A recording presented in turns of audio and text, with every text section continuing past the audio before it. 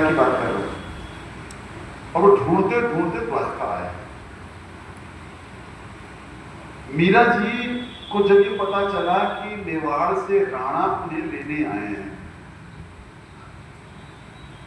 तो मीरा भगवान के विग्रह के सामने आई और उन्होंने भगवान के सामने प्रार्थना की कि आप मुझे वापस मत भेजिए।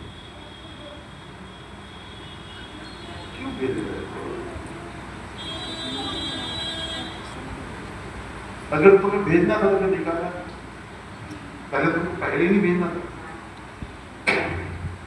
मैं तो तुम्हारी पहले ही हो गई थी, तो अब मुझ बेहन को, मुझ दासी को इतना मत दर दर भटकाओ। वहां राणा दौड़ा दौड़ा आया है और आपको ऐसा लगेगा जैसे है किसी निर्माता निर्देशक ने कितनी सुंदर पटकथा लिखी है। बाबा ने राणा प्रताप के पिता मीरा जी को प्रणाम करने के लिए दौड़े दौड़े आ रहे हैं। इनकी पादुका बाहर है, पादुका। और पंडितों ने कहा कि भाई जी भीतर ध्यान पूजन कर रहे थे मंदिर में, क्योंकि इनका प्रताप पता चल गया। जिसके साथ भगवान चल रहे हैं उसके बारे में उसको कोई विजिटिंग कार्ड लेके थोड़ी ना चलना। वहां रणछोड़ राय जी के मंदिर में जितने भक्त, जितने पंडित थे, सब मीरा जी के सबका एक तरह से अनुचर हो गए। वहां मंदिर में इनके भजन होते, पद होते, कीर्तन होता। तो राणा बाहर प्रतीक्षा में खुश कि अब ये आएंगे तो इनसे क्षमा मांगूंगा, हमारे कुल देवी हैं, हमारे राज परिवार का सम्मान है। और पालकी सजाकर आया है वो, पालकी सजाकर।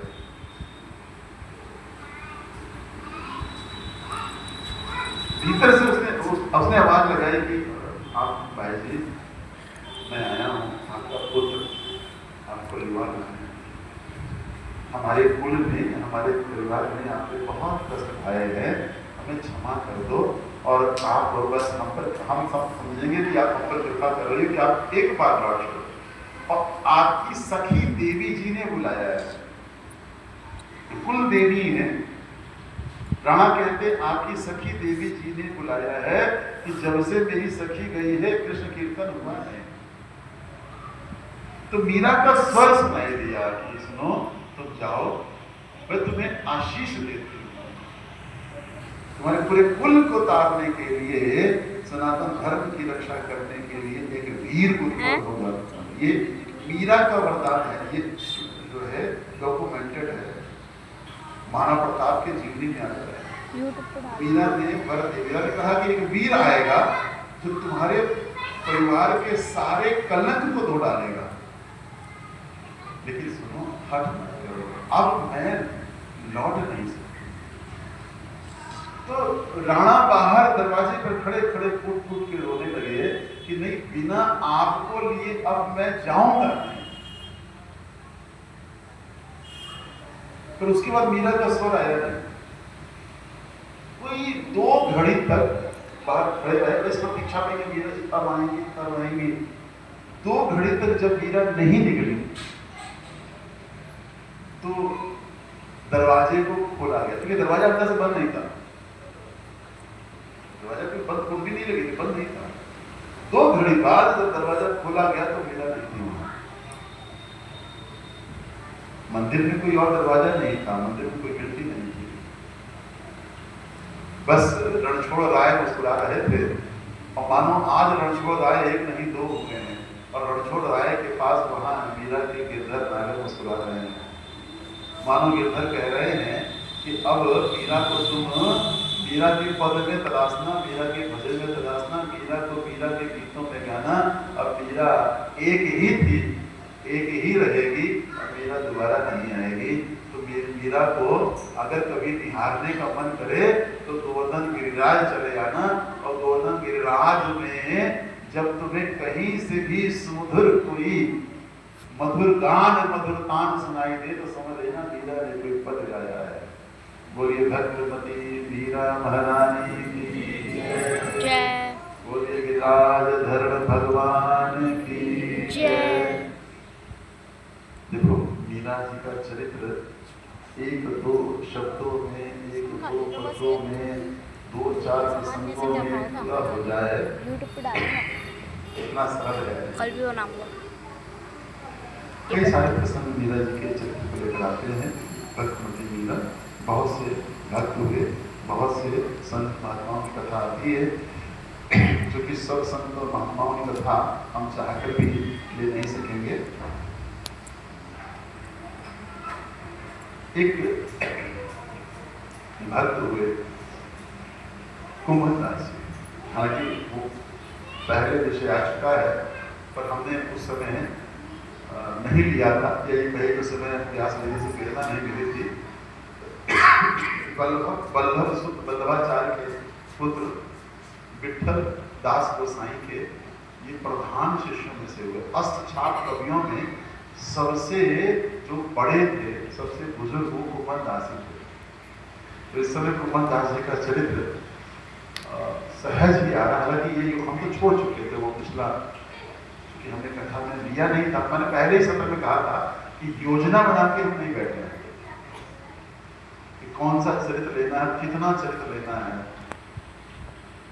जो भी आपके हृदय में जो रास रासेश्वरी बैठी हैं और उनके संबंध में जो कुछ भी हम श्रवण कर पाए, अष्टछाप कवियों में कुंभदास हुए, तो इनका नाम आता है, पर इनके जो अंशभूत आए रघुनंदन दास जी, इनका नाम नहीं आता। कई रेफरेंस में नाम है, क्योंकि सब भक्तों की कथा गाई भी नहीं जा सकती। रघुनंदन दास जी बाद में भी कुछ संत महात्मा इसलिए भी कहते हैं कि कुंभदास जी के बहुत, चूंकि कुंभदास की कथा है, कुंभदास जी नाभादास जी के समकालीन थे। नाभादास जी ने उन्हीं भक्तों के बारे में लिखा जो उनके समकालीन थे। तो कुंभदास जी जैसे हरिदास जी थे, वो भगवान के लिए गाते थे सुधमुख होकर, वैसे ही कुंभदास जी थे। कुंभदास जी से भी तानसेन सीखने आया था। हरिदास जी ने भेजा था कुंभदास जी के पास। बड़े भावनिष्ठ थे, अपने भगवान से लाड लगाते थे और उन्हें भगवान के बाल स्वरूप में प्रीति थी। पर कई बार ऐसा होता है कि भगवान बहुत जतन करने पर भी, और कई बार बड़ी सरलता सहजता से भगवान नीचे के चले जाते हैं। ये कथा कुंभदास और कुंभदास के पुत्र रघुनंदन दास की है। और लड्डू गोपाल रूप में आए, कैसी भी कथा उसकी। ये जो आज लड्डू गोपाल बैठे हैं, अगर आज से 200 साल पहले आप भक्तों जब लड्डू गोपाल देखोगे तो खड़े हैं, मीरा के खड़े, भगवान खड़े हैं, नरसिंह के भगवान खड़े हैं। जितनी भी प्रतिमाएं ब्रज में 200 साल 150 साल पहले, रघुनंदन दास से पहले की हैं, वो सब खड़ी मुद्रा में है। तो इस मुद्रा में कैसे आए? कुंभदास जी अपने लड्डू गोपाल, ये लड्डू गोपाल नाम भी बाद में पड़ा, अपने ठाकुर जी को खुद से सेवा करते थे। वो अपनी पत्नी से भी नहीं कहते थे। स्वयं से स्नान कराना, स्वयं से भोजन कराना, स्वयं से शयन कराना, स्वयं से। एक बार उन्हें किसी काम से, किसी अनुष्ठान में, कोई भागवत पारायण, कोई सत्र था, भागवत का सप्ताह पारायण सत्र था, उसके लिए जाना हुआ। और यहाँ उनके पुत्र जो 8-9 वर्ष के बालक थे, वो अपने पिता से कहते थे कि आप जो है अकेले ठाकुर जी को नहलाते हो, दिलाते हो, श्रृंगार करते हो, हमको ये सेवा नहीं देते हो, हमको भी तो दो, हम भी करें। जैसे आप कोई काम करो तो बच्चा कहता ना कि मैं भी करूंगा, तुम आरती करते हो तो बच्चा कहता मैं भी करूंगा, तुम पुष्पांजलि करते हुए हाथ में फूल लेते हो तो बच्चा कहता ला हमको भी दो, तुम तिलक करोगे बच्चा कहेगा हमको भी दो। भाई तुम जो करते हो बच्चा सीख गया। तो कुंभदास जी का पुत्र रघुनंदन दास बार बार जिद करे कि बाबा मुझको भी तो ठाकुर की सेवा करने तो मैं भी तो करूं।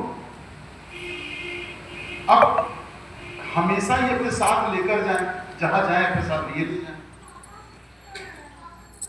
एक बार इनको जब जाना हुआ तो इनकी पत्नी ने कहा, अरे अब लल्ला बड़ा हो रहा है, आज नहीं कल कभी तो सिखाओगे, इसको भी तो धर्म करने लगाना है, अब थोड़ा सयाना हो रहा है, ठीक है, बहुत सहना हुआ भी नहीं। 8-9-10 वर्ष का जो बालक होता है इतना तो समझदार हो ही जाता है कि धूप कर सके, सूरज को जल दे सके, इतना तो वही लेता है।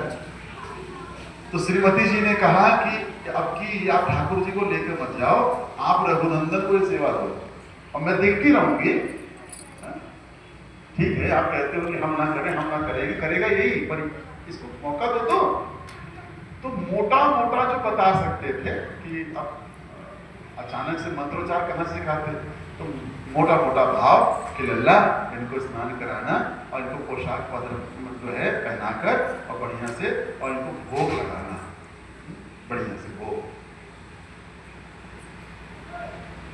लेकिन इनका मन ना माना कुमन दास जी का। तो कुमन दास जी ने वहां कथा के आयतों से अनुमति ले ली कि मैं रोज सुबह सुबह जाकर ना ठाकुर के लिए भोग बनाऊंगा, क्योंकि उनको पत्नी की सेवा लेनी अच्छी नहीं लगती थी। पता उनको लगा कि नहीं मैं ही करूंगा। समीप में ही था तो वो चले आते थे, रोज सुबह चले आते थे, भोग बना के जाते थे और रघुनंदन से कहते थे स्नान करा दिया? हाँ बाबा स्नान करा दिया। अच्छा सुन, ये भोग लगा देना। अब भोग लगा देना, आप किसी बच्चे से कहोगे भोग लगा दो तो क्या भोग लगाएगा? तो देखा है भाई, हाँ रख दो, फिर वो तुलसी दल डाल दो, जल से आचमन करा दो, या 2-1 मंत्र जो तुमने सिखा रखे हो, 2-1 मंत्र तुमने जो समझा रखे हो, तदेव वस्तु गोविंदम तुमने समर्पये, आप आओ रसिया, भोग लगाओ रसिया, जो तुमने समझा रखा। अब रघुनंदन दास जी से कहा कुमन दास जी ने, सुन लल्ला, मुझे पता है कि तुझे मीठा बहुत पसंद है, लेकिन जब तक ठाकुर जी खा ना ले तू मत खा लेना। हाँ, पहले तो भाव तो ये था कि भोग लगा के ग्रहण कर ले, तू भी ले लेना। छोटे बच्चे ठीक है, वो दंडता करते हैं, बदमाशी करते हैं, पर जाने कौन सी बात बच्चों में ऐसी बैठ जाए कि भगवत मिलन करा दे। अब ये बात आ गई कि भाई पहली बार सेवा मिली है और मैं ढंग से सेवा ना करूंगा तो फिर अगली बार ना मिलेगी। तो एक तो ये भी चुनौती है। बाबा ने कहा ठाकुर जब तक भोग ना लगा ले तब तक लगाना नहीं। तो अब नित्य नित्य वो आए, सुबह सुबह बना के चले जाएं और ये लगाएं और लगा के 2-3 दिन तक तो ये चला कर ये रखें, प्रतीक्षा करें। 1 दिन हुआ, प्रतीक्षा करें, 3 दिन भर भोग पड़ा है और कहें, पूछे कि भोग लगाया? ये कहते भोग तो लगाया पर ठाकुर जी ने नहीं खाया। बड़े उदास हो गए रघुनंदन का, ठाकुर जी ने नहीं खाया। कैसे नहीं खाया? बाबा वो देखो 10 लड्डू थे, 10 के 10 लड्डू रखे और ठाकुर ने नहीं खाया, तो हमने भी नहीं खाया। अब कुमन दास हंसे, अरे नहीं ठीक है खा लिया, तो खा ले। भाई भोग कैसे लगाया जाता? रखो, तो थोड़ी देर पर्दा कर दो, फिर हटा दो। तो इनकी दृष्टि में भोग लगाने का मतलब था, तो ये 2-3 दिन तक मना है कि हमसे सुनो, हमको पूजा करनी नहीं आती है, तुम बाबा की ही पूजा स्वीकार करोगे, हमारी ना करोगे? हाँ हमारे, अगर हमसे सेवा ले लोगे तो हमें बार बार मौका मिलेगा, और ना लोगे तो फिर दोबारा हमको मौका ना मिलेगा। बाबा हमको मौका देंगे नहीं। क्या करेंगे बाबा कि एक काम तुमको सौंपा था, वो भी काम तुमसे ना हुआ, और तुम कितने दिन भूखे रहोगे बताओ? हाँ, 2 दिन हो गया, 3 दिन, कितने दिन भूखे रहोगे? अरे भाई बाबा को समय नहीं है, बाबा तुम्हारी कथाएं बाँच रहे हैं, बाबा के पास समय नहीं है कि बाबा तुम्हें भोग लगाए कि उन्हीं के हाथ से खाओगे। और जब भाव में इतनी करुण पुकार हो, इतनी निर्मलता हो, इतनी सरलता हो, तो ठाकुर कब तक मुंह फुलाए बैठे रहे? कब तक आएंगे? आना पड़ा। अब खा रहे हैं, और खा रहे हैं तो तीसरे दिन से रघुनंदन ने कहा, बाबा आज ठाकुर ने खाया, आज तो ठाकुर ने खाया। कुमन दास ने कहा, आज खाया? तुमने देखा? हाँ बाबा आपने तो कहा था पर्दा लगा के झांकना मत, तो वो खाता नहीं था। आज तो हमने कहा कि नहीं खाओगे, कमजोर हो जाओगे, और हमने देखा कि खा, वो तो सारा खाने वाले थे, तो हमने कहा हमारे तो छोड़ दो, हमने भी तो नहीं खाया, सब खा जाओगे। कुमन दास ने कहा चलो हो सकता है, भाव है, आज उसके मन में आया हो, खा लिया, कुछ खा लिया, 2 दिन से इसलिए भी कुछ नहीं खाया। अब तो रोज की खबर, रोज आए बाबा आज तो बड़े, आज तो उन्होंने अल्लाह ने कहा, ठाकुर ने कहा है कि कल रहोगे नहीं तो है ना, रोज एक ही चीज कब तक खाएंगे भाई, हैं? अब ये विचार करे कुमन दास जी कि भाई हमारे लल्ला का मन करता होगा ये खाने का, कोई बात नहीं, लल्ला के वो तो ये बना के चले जाए। 7 दिन